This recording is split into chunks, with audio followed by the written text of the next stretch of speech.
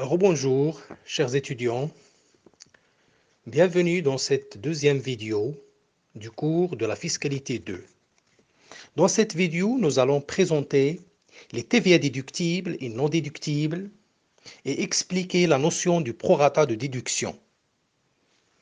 Après la détermination de la base, le choix du taux correspondant suivant le Code général des impôts, le calcul de la TVA due ou crédit de TVA nécessite d'effectuer toutes les déductions autorisées.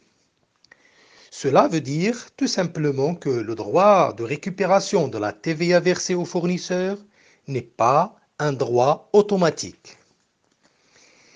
Évidemment, on ne peut pas et on n'a pas la possibilité de lister tous les cas de déduction possibles. Mais il serait très judicieux de présenter les cas de déduction non autorisés par la réglementation fiscale. Alors maintenant, quels sont ces cas de déduction de TVA non autorisés? Premièrement, il y a la TVA sur les achats non liés à l'exploitation. Deuxièmement, on trouve les frais de mission, de représentation et de réception. La TVA réglée sur ces frais est réputée non déductible selon le Code général des impôts.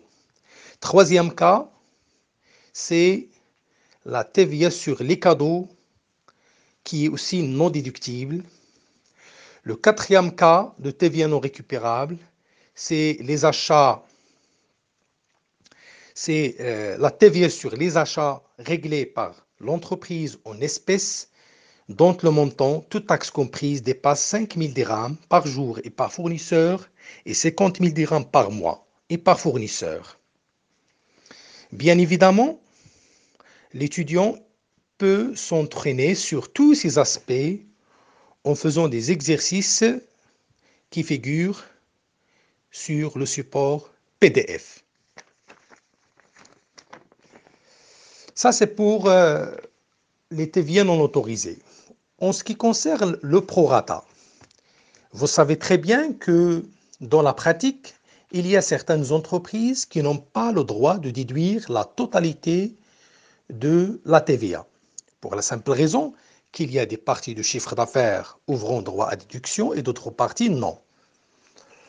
Alors, pour ces entreprises, on fait jouer la règle de prorata de déduction, suivant un pourcentage qui est égal P, prorata de déduction.